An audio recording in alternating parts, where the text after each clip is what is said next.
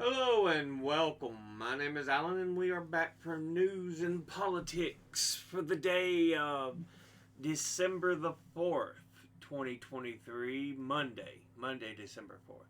So, first thing we're starting off with is a story from The Lever. Trump wants the end of the world as we know it, and corporate media feels fine. This is a little nod to REM in the title. It's the end of the world as we know it, and I feel fine. Anyway, Trump's brazen climate denialism is being ignored or downplayed. Have news outlets given up on pretending they care about climate chaos? On November the 14th, the U.S. Global Change Research Program released the fifth National Climate Assessment, which found that the U.S. is already experiencing the severe impacts of climate chaos, driven primarily by continued reliance on fossil fuels. 1 week later, the Financial Times reported that the Trump campaign is embracing what it calls Project 2025, a 920-page conservative policy blueprint by the Heritage Foundation that, among other radical goals, urges the elimination of several Energy Department agencies that would overhaul the whole of the federal government to not only deny climate change, but actively promote it. But one would hardly know any of this reading coverage of the odds on favorite to win the Republican nomination and betting markets most likely picked to be the 47th president of the U.S. The former president has spent the past month openly courting fossil fuel money and mocking the very idea of climate change. And this objectively delusional and potentially catastrophic posture has barely registered a blip in the American news media's radar.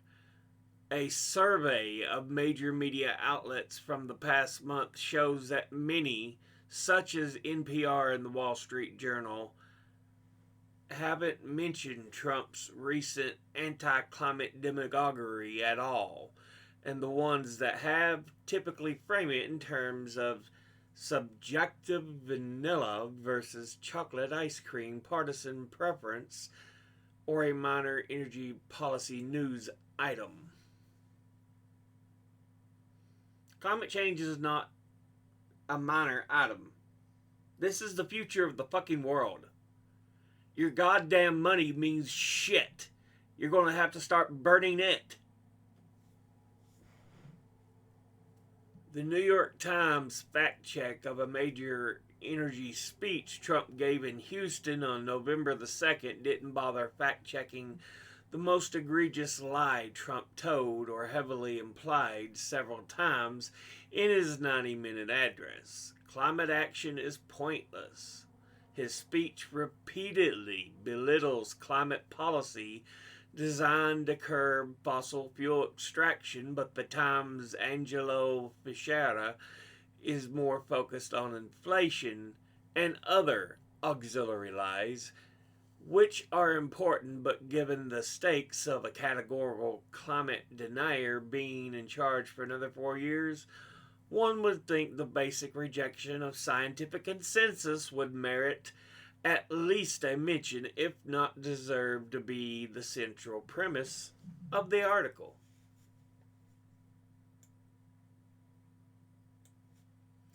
The Washington Post's November 10th coverage of Trump's full-blown embrace of fossil fuels was given the both sides treatment, framing the objections to the former president's oil and gas only energy plan as an environmentalists say ideological position rather than a factual one.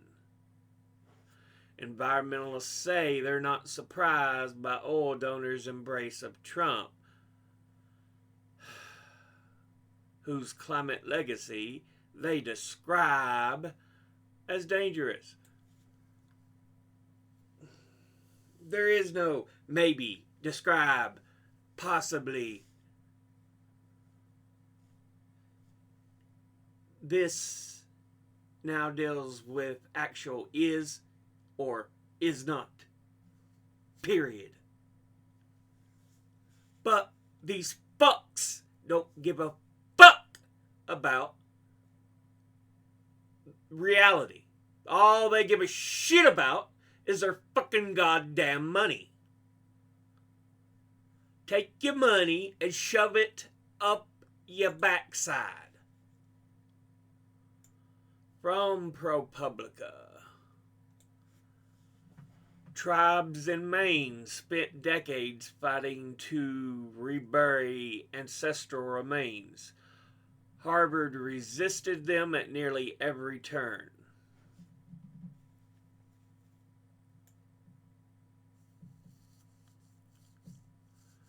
Donna Augustine was in tears as she read the letter from Harvard University that winter morning in 2013.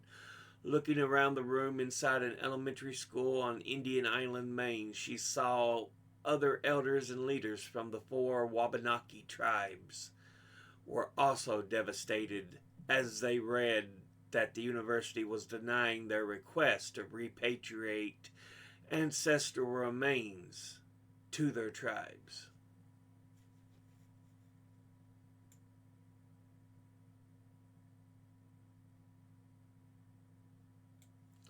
The Wabanaki tribal nations, an alliance of Penobscot, Passamaquoddy, Maliseet, Mi'kmaq, wanted to rebury the ancestral remains, but Harvard's Peabody Museum of Archaeology and Ethnology said, as it had in prior years, that the tribes didn't have enough evidence to show that they could be tied through culture or lineage to the ancestors whose remains the museum held.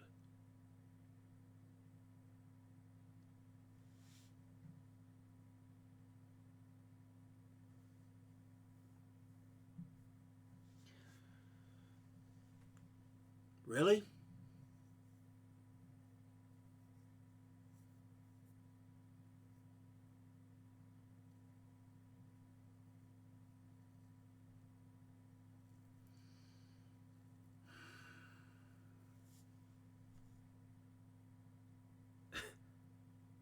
Really?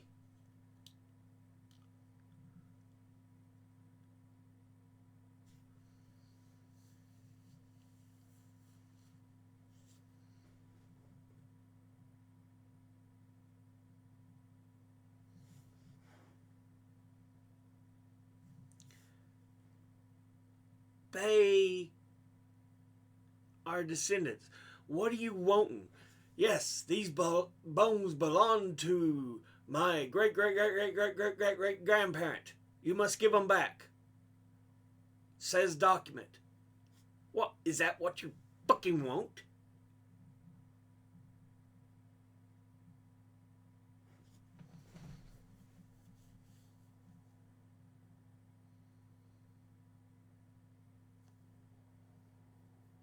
God damn. To be a university of higher education, it acts so fucking stupid.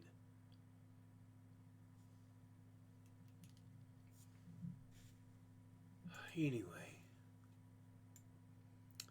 from Ask Historians, what made 1848 such a big year? Did something specifically happen that caused like half of Europe to make new constitutions that year? Is it the biggest year in the 19th century? So Denmark and Switzerland passed new constitutions establishing more individual rights and liberalizing somewhat, while most German states failed their 1848 revolution and kicked off a million persons exodus to the US. Like Germany, Italy was moving towards unification, which also happened to kick off a million persons exodus to the US. France overthrew their monarchy again and immediately expected Napoleon III to get back on the road to dictatorship. The potato blight was going nuts in Ireland and spreading in Europe, and the Irish were rebelling and fleeing to the U.S. Hungary had a big old revolution that led to the end of Hungarian serfdom. 1848 was kind of a foundational year for the formation of modern Ukraine. Poland did a rebellion that was a big deal in their path towards not being dominated by Germans as much, and so on. What caused all of Europe to explode in pro-democracy, anti-monarch protests and revolutions and new constitutions in 1848? Basically, why 1848? Why did it seem like everything set up in the aftermath of the Napoleonic Wars just fell apart like the Bluesmobile in 1848? What prevented it from happening earlier? If everything was so precariously held together that basically all of Europe would explode into dozens of revolutions simultaneously, why didn't it happen before 1848? Is there any specific primary factors that historians attribute to being the biggest inciting action? Other than accepting the millions of European refugees and using them to fuel westward expansion and industrialization, what was going on in the U.S. at the time?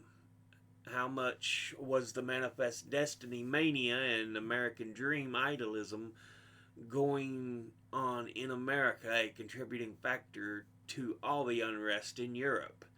Was this at a point where Europeans couldn't just dismiss the American experiment anymore, and the whole democracy and Bill of Rights thing was becoming too big to ignore?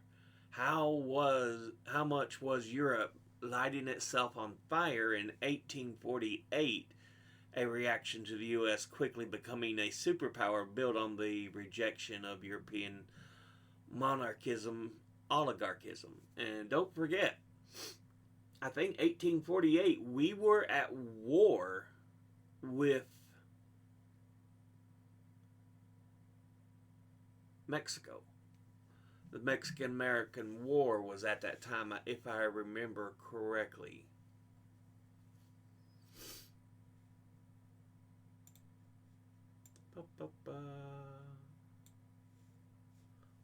American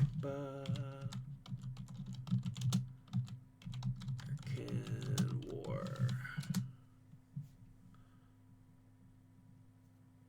Yeah, Mexican-American War.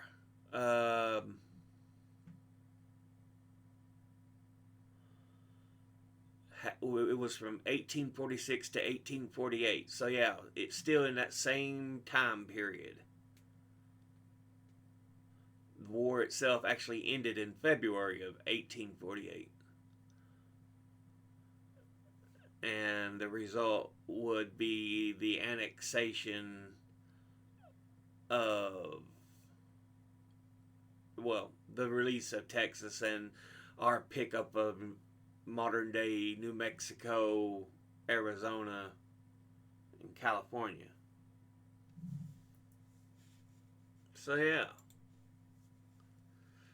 that's what was happening here in the U.S. And we get nothing for our troubles. But yeah, it's an interesting point because middle of the 1800s, Germany, before this point, was a whole bunch of smaller states. They were the Holy Roman Empire for quite a while. But I want to say it's in the 1860s. Maybe it is a little earlier. Germany finally consolidates into modern day Germany. Italy, almost right after, would the states of Italy would consolidate into modern day Italy.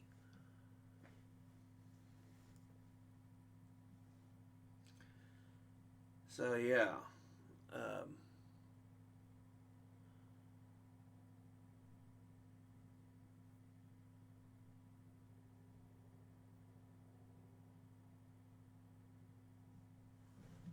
yeah, and France had some issues because it overthrew the dictatorship first following the American Revolution. They overthrew the dictatorship. Napoleon comes to power.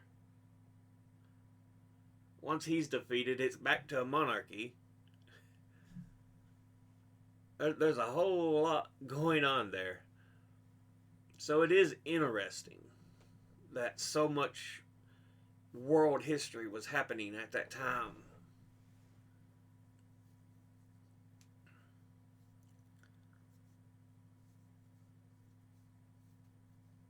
Yeah. Anyway, next article here from Global News. Hong Kong activist Agnes Chow moves to Canada, says she plans to skip bail. I can't go back. Hong Kong pro democracy activist Agnes Chow, now in Canada, one of Hong Kong's most prominent pro democracy activists who was jailed as part of China's imposed security crunch, crackdown. Yeah, security crackdown.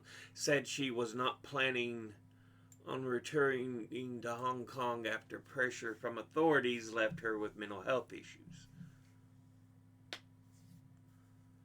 Sometimes that happens. And often people who fight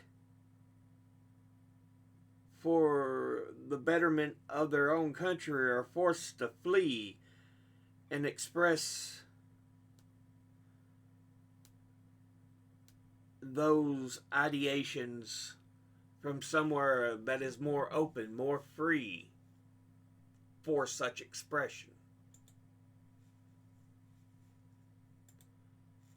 From NBC News, Supreme Court questions opioid liability protections for the Sackler family.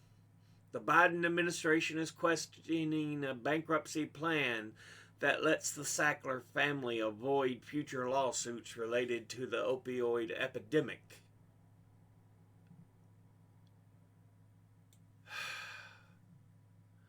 Members of the Supreme Court seemed conflicted Monday over whether to allow the bankruptcy reorganization of opioid maker Purdue Pharma, which includes a provision that protects the Sackler family from liability from future lawsuits. During the oral argument, judges expressed skepticism that a bankruptcy court had legal authority to release the Sacklers from potential legal claims. But some justices also seemed reluctant to blow up the multi-million-dollar deal that would provide immediate relief to opioid victims. You shouldn't be allowed out of harm's way just because you promised to give money. That's not how life works. You ruined the lives of many, many Americans. Brought about the downfall of some of the smaller towns in America. But you don't want to be sued anymore, so you feel you should be released from all liability, even though you're the biggest culprit of opioid addiction in the U.S.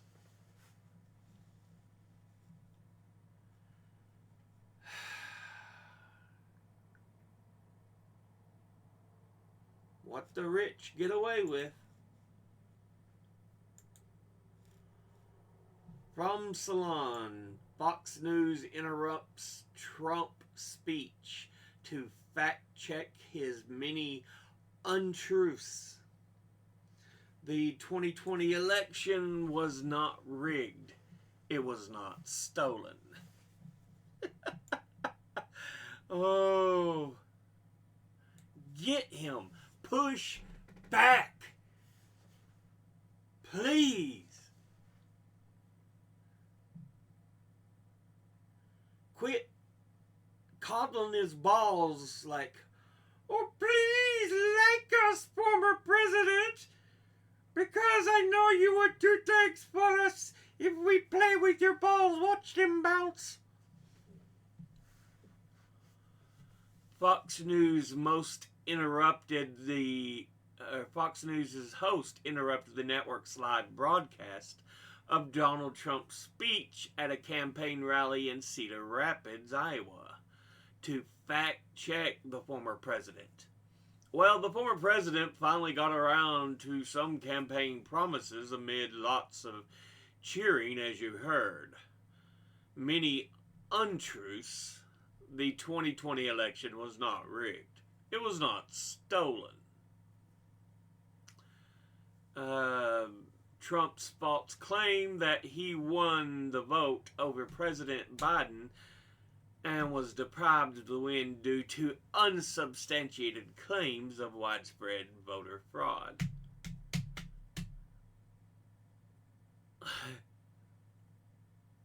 Arthel Neville fact check upset supporters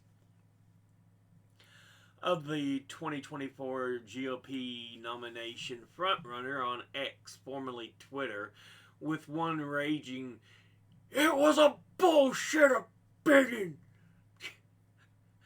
In April, the conservative network reached a $787.5 million settlement with Dominion Voting Systems over baseless claims its anchors made that Dominion's voting machines were tampered with to ensure Trump's electoral defeat. A defamation lawsuit from voting tech company Smartmatic, which is suing Fox Corp for $2.7 billion, is ongoing. Last year, while on air, Neville called for gun law reform following a string of mass shootings. As we've said before, prayers are not enough. We have to do something. We've got to get the lawmakers to do something, she said, contrasting with the largely pro-gun comments made by her colleagues at the network. The former president was previously has previously fired off online about Neville, asserting that she should instead work for CNN, a network he has repeatedly dubbed fake news. Please, motherfucker. You call anything fake news that doesn't seriously lick your balls. I mean, that's how it goes. You whine and bitch and cry like a little fucking pussy you are. And you're like, it's all fake news. It's wrong. It's fake. And you bitch and moan and whine, and it's like, they won't ever tell the truth. When you're the one fucking lying.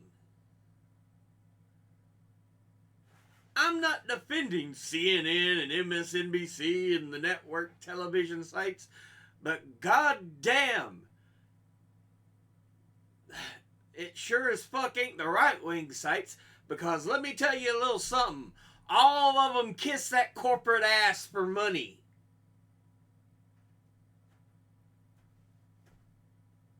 It's all about money for all of them. You can go, oh, these are fake. No, they're all corporate ass kissers, so they say what their corporate gods want them to say. So that's unfortunately how things are. It shouldn't be that way, but Ronald Reagan's fucking FCC made sure to tear the fuck apart over the fairness doctrine. Something that actually tried some semblance of fact to be reported in news.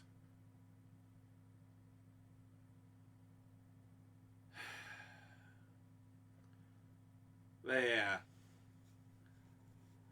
Trump's such a little fucking bitch.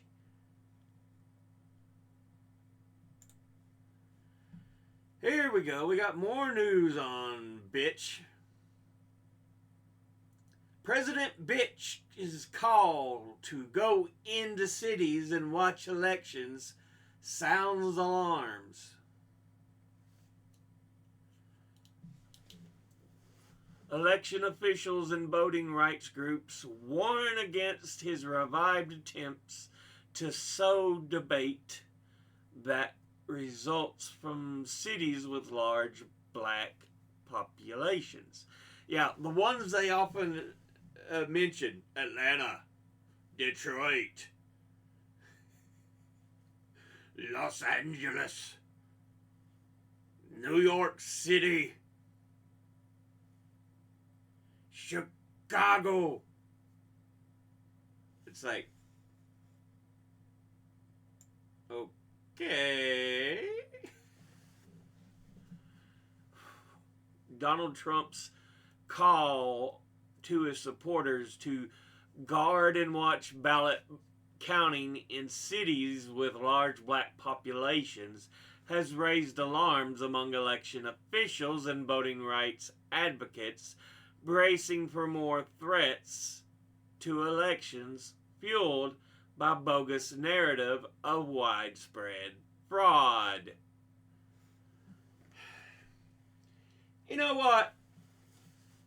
Let's strip Trump, Biden, 95% of fucking Congress, and get a whole new fucking reset on all of it. Both are shit. Both parties are shit.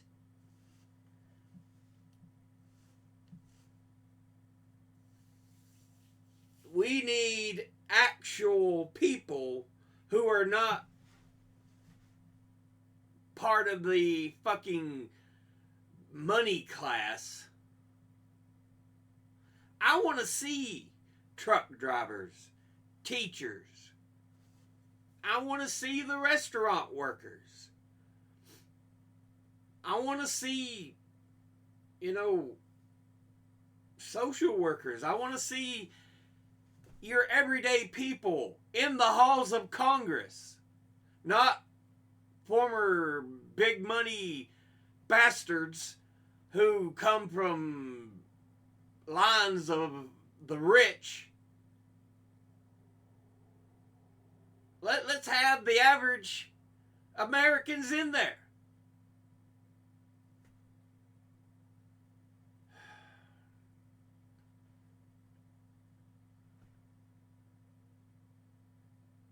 That's part of the problem.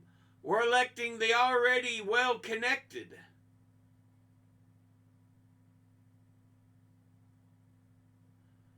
Most of the people you look at who end up in office, they are well connected.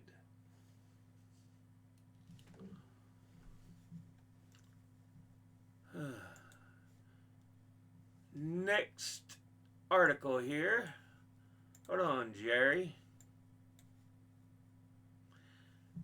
Representative Jerry Nadler. The resolution states that all anti-Zionism is anti-Semitism.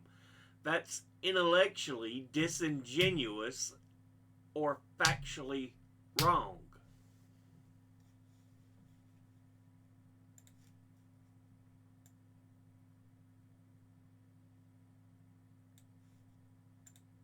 More problematically, the resolution suggests that all anti-Zionism, it states that all anti-Zionism is anti-Semitism. That is either intellectually disingenuous or just factually wrong. And it unfairly implicates many of my Orthodox former constituents in Brooklyn, many of whose families rose from the ashes of the Holocaust. While most anti-Semitism is indeed anti-Semitic, the authors, if they were at all familiar with Jewish history and culture, should know about Jewish anti-Zionism that was and is expressly not anti-Semitic. This resolution ignores the fact that even today, certain Orthodox Hasidic Jewish communities, the Satmar in New York and others, as well as adherents of the pre-Jewish state, pre-state Jewish labor movement, have held views that are at odds with the modern Zionist conception.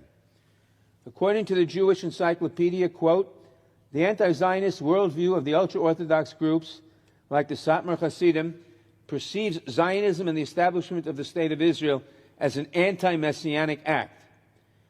That is to say that these ultra-Orthodox Hasidic Jews believe that only the Messiah can bring about the true Israel. And I assure you, the Satmar Hasidic Jews are certainly not anti-Semitic. I should also note that there are those who try to smear even progressive pro-Israel supporters with the inappropriate label of Israel hater or anti-Zionist. Under this resolution, those who love Israel deeply but criticize some of its policy approaches could be considered anti-Zionist. That could make every democratic Jewish member of this body, because they all criticize the recent Israeli judicial reform package, de facto anti-Semites. Might that be the author's intention? Yep, I think it is the author's intention. What they are discussing there is a bill placed into the House that does a number of things, but the most disgusting it does is it deems anyone who talks about anti-Zionism, who backs anti-Zionism, it deems them as anti-Semitic, which is incorrect. And I'm glad we actually are finally getting people pushing back. Like him or hate him, at least he's doing the right thing there.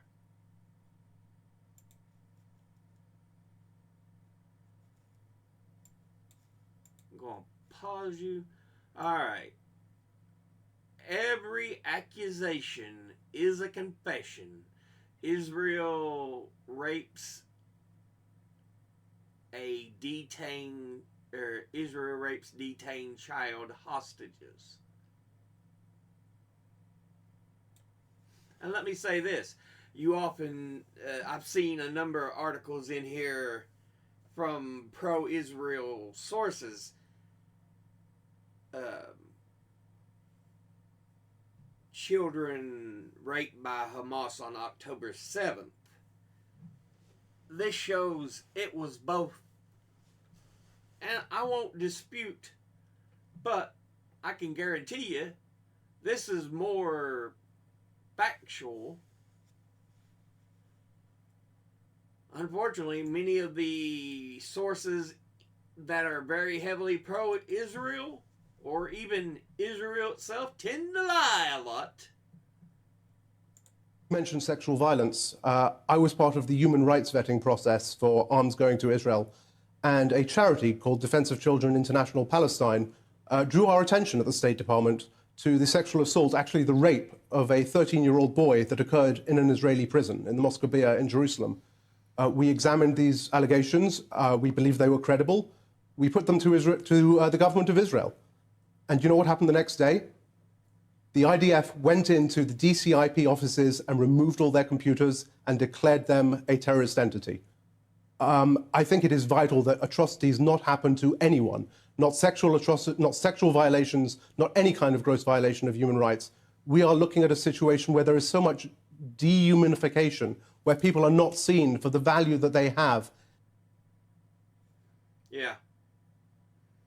Like I said, Israel is a very propagandist country. Unfortunately, it don't like dealing with actual facts.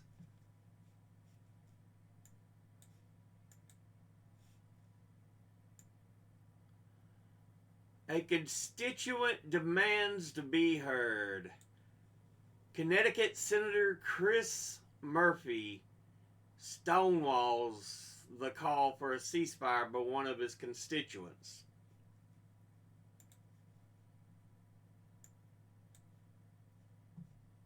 Everything the constituent says is correct, and Murphy just, yep. Something happened, so I think enough neighbors called that they were very upset that then we had other people show up, and I know your hand's up, but I don't know, I think we're out of time. But perhaps on the way out, you can grab the Senator. No, this needs to be said now. It needs to be said now. There is no future for this party unless you embrace a ceasefire. This goes for everyone in this room. Everyone who thinks they extol the values of a democratic society where the will of the people passes laws. That is not the country we live in. The will of lobbyists and their wallets are what pass laws in this country, not the people. You might think that voicing your concern for these things is meaningful enough, but that's not true, Senator. We need more than kind words. We need action, okay? We need a ceasefire.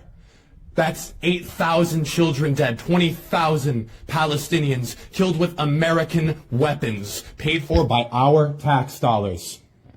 What do you have to say for that? We need a ceasefire now. And if you're unwilling to hear that, then you are unfit to serve in your position. The Democratic Party has no future if they cannot embrace this common cause. You will lose to the MAGA terrorism in every election coming in the future if you do not embrace this cause. People think there are two parties in America. There are not two parties. There is one party. The party of white supremacy and hatred, the Republican Party, and then the Democratic Party that says, okay, we'll concede to you. Thanks, everybody. Appreciate it. And the little bitch just goes and says, all right, I gotta go. He makes no acknowledgement. He doesn't even try to acknowledge it. You're such a little corporate sellout bitch, Murphy.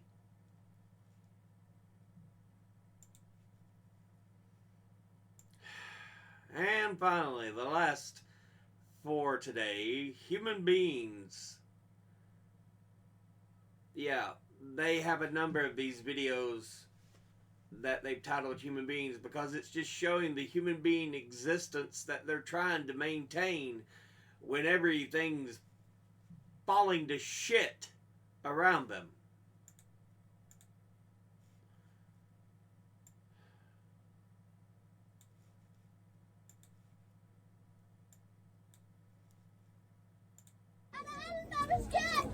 طب انتوا مين يا علمة؟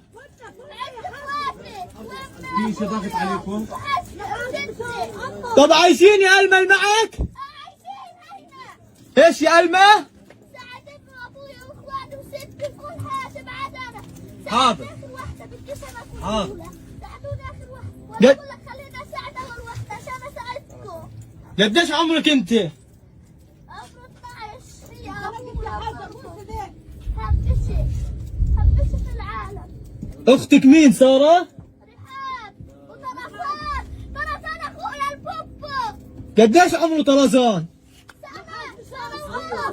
سنة. حسبي الله ونعم الوكيل. انا اساعد اخويا طرزان امانة. هيك جنبي صح؟ شايفة ضوء؟ يلا يا ألمة هيني بدها طولك طيب يا عمو؟ والله لا طولك يا عمو. ماشي يلا يا عمو حبيبتي يا ألمة يلا ماشي يا عمو يلا يا حبيبي. تشوف اخواتي. ماشي يا عمو. تشوف مش لهم. هذه ألمة؟ تعالي شاطرة يا ألمة. انا ما اشتريت صح قلت لك حنطلعك. اصبر بس عشان اعرف اطلع. يلا روح. تعالي يا امه تعالي يا اختي تعالي. ألمة شوف الام وينها لقيت تعالي. ألمة وين اخواتك جنبك؟ طلع علي. اخواتي هنا. هنا؟ هذه امي هنا وامي هنا. ايش؟ امي هذه هذا الام اللي بتزعج هنا. this should not be the type of things that are happening. Kids 11, 12, 13 years of age having to try to find help so they can get their whole family out of the danger. Yet, the Israel government don't give a fuck. They are gleeful over the bombing. They have dehumanized Palestinians, most of whom are innocent Palestinians. Yes, let me say this again.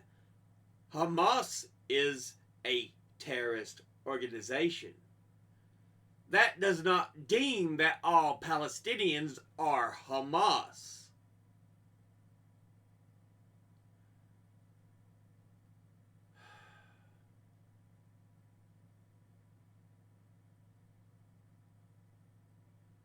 Not all Israelis agree with the decisions of their government.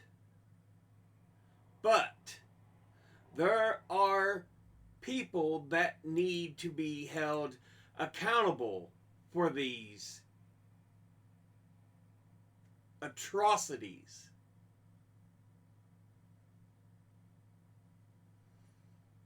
Anyway,